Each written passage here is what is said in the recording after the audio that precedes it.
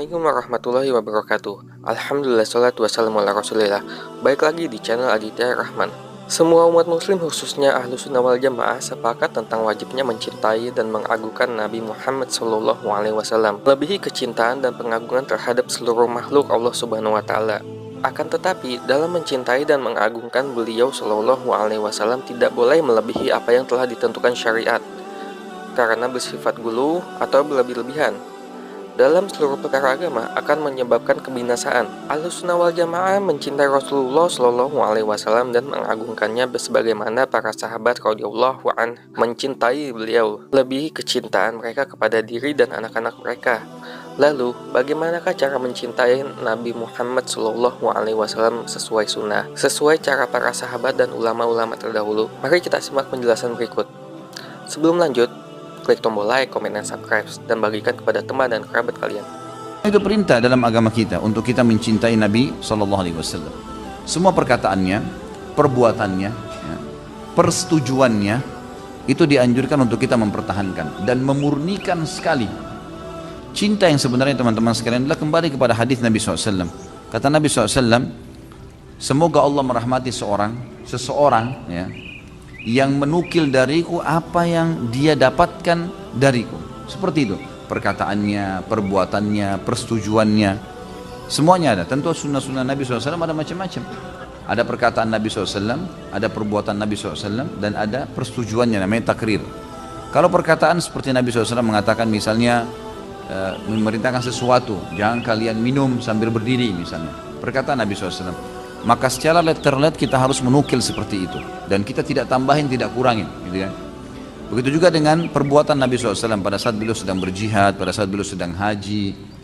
Ada juga kadang-kadang perkataan yang digabungkan dengan perbuatan, seperti beliau mengatakan, sholatlah sebagaimana kalian melihat saya sholat.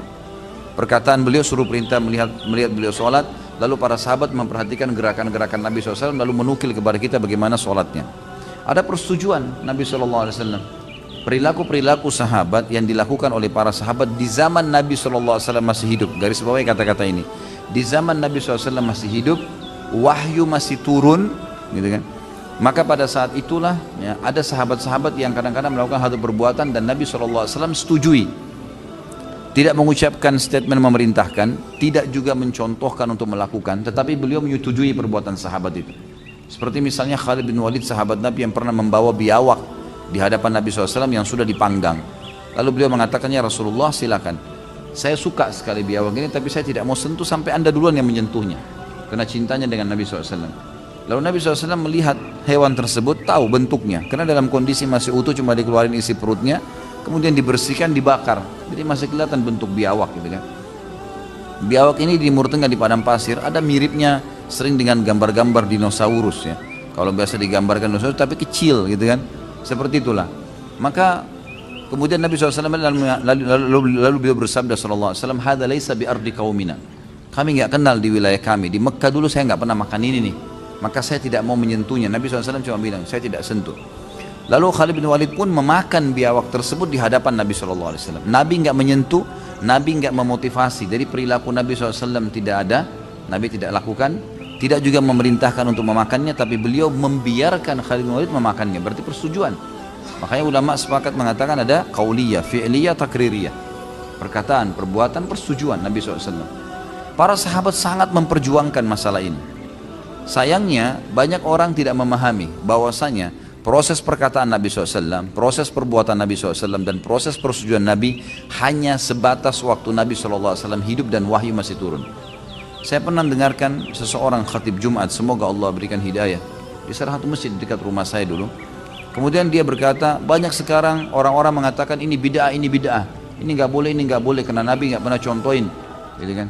Ada banyak contoh-contoh di zaman Nabi SAW yang Nabi sendiri tidak kerjakan, sahabat kerjakan dan dibiarkan. Contohnya itu Nabi para sahabat buat, tapi tidak dikatakan bid'ah tuh.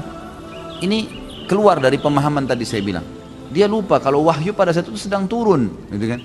Jadi proses perbuatan, ada perbuatan-perbuatan sahabat yang Nabi SAW setujui, ada yang Nabi SAW tegur, nggak boleh. Seperti sahabat yang minta diizinkan berzina, Nabi SAW larang kan. Ada sahabat yang minta wasiat, Nabi wasiatkan untuk jangan marah. Ada sahabat yang berzina lalu minta dirajam, Nabi SAW merajam.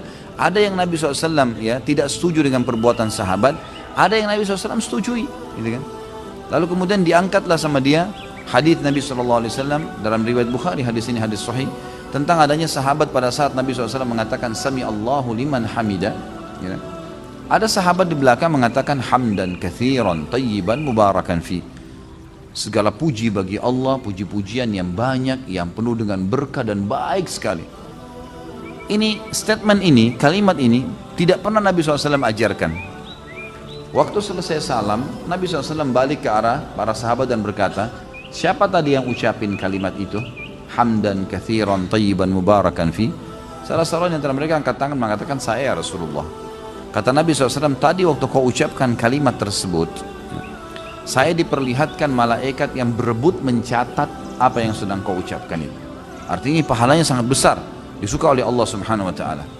Karena perbuatan itu Allah setujui, maka Allah Subhanahu wa taala pada saat masih masa proses turunnya wahyu menyampaikan kepada Nabi SAW, ini dimasukkan dalam syariat. Maka dimasukkan dalam syariat oleh Nabi SAW.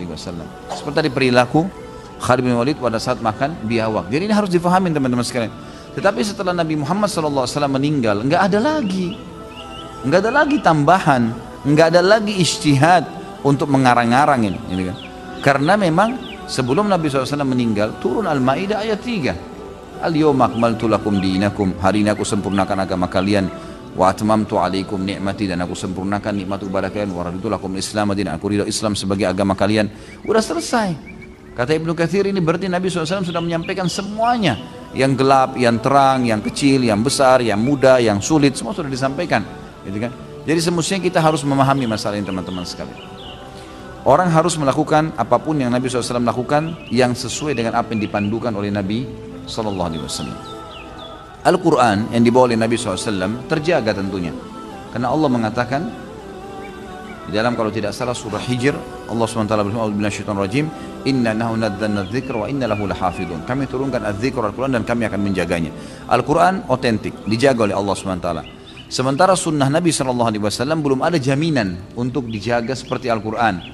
Tetapi Allah Subhanahu wa Ta'ala melahirkan di tengah-tengah umat ini orang-orang yang mempelajari hadis Nabi SAW. Dipelajarilah ilmu-ilmu hadis, bagaimana bisa membedakan antara hadis yang baik, yang benar, hadis yang sahih, hadis yang hasan, hadis yang dhaif, hadis yang maudhu, hadis yang paling benar, hadis yang sedang, hadis yang lemah, dan hadis yang dusta tentang Nabi SAW. Maka mereka menaruhlah kaidah-kaidah. Kaidahnya misalnya semua sanad orang-orang yang si A, B, C, D. Misalnya si A mendengarkan dari B, B dengarkan dari C, C dari sahabat Nabi dari Nabi SAW. Sanad ini, jalur ini harus semuanya orang terpercaya, hafalannya kuat, orangnya bertakwa kepada Allah, tidak tercoreng muruannya, tidak pernah melanggar walaupun yang makruh, gitu kan? Kemudian matan, isi hadisnya sanad dan matan. Sanadnya bagus, matannya bagus, maka hadisnya sahih, gitu kan? Kemudian kalau ada sedikit kurang dari sanad tadi, ada di antara orang itu yang hafalannya kurang kuat, gitu kan? Atau mungkin ya ibadahnya mungkin pernah ada muruannya tercoreng sedikit, turun jadi hasan. Kalau ada di antara mereka yang pendusta, walaupun cuma sekali dalam hidupnya, turun jadi lemah hadisnya. Kalau ada hadis-hadis yang dikarang, Nabi SAW tidak pernah bilang, dikatakan maudhu, hadis dusta. Ulama menyusun buku-buku banyak berhubungan dengan masalah itu, banyak sekali, gitu kan? Banyak sekali disusun dengan masalah ini. Nah, banyak sekali orang di antara kaum muslimin yang menukil, ya, karena ingin, awalnya biasanya niatnya baik, karena ingin orang lain rajin mengerjakan sebuah ibadah, mau rajin berbuat ibadah. Lalu dia mengarang, Rasulullah SAW bersabda begini, padahal sebenarnya tidak pernah Nabi SAW ucapkan itu. Dia pikir, niat saya kan baik, nggak apa-apa.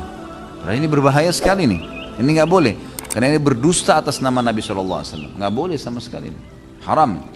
Karena satu kali Anda mengarang ini, maka akan tersebar di tengah-tengah umat dan berbahaya sekali. Berbahaya sekali. Ini kalau satu kali menyebar kata-kata ini, gimana cara memperbaikinya nih? Kira-kira coba. Kalau ada sudah 10 orang yang mengamalkan atau membawahnya, maka di belakang 10 orang akan ada 100 orang, ada 1000 orang. Ini susah untuk membentuknya kalau kata-kata. Bagaimana caranya kita harus memperbaikinya? Jadi kita harus memahami teman-teman sekalian, Nabi SAW kedudukannya memang harus diikutin dan memang harus dipelajari semua apa yang beliau ajarkan, dan kita harus mengenal semua yang berhubungan dengan Nabi SAW. Sekian video kita kali ini. Semoga kita bisa mengambil pelajaran dari apa yang kita tonton dari video barusan. Akhir kalam, wassalamualaikum warahmatullahi wabarakatuh.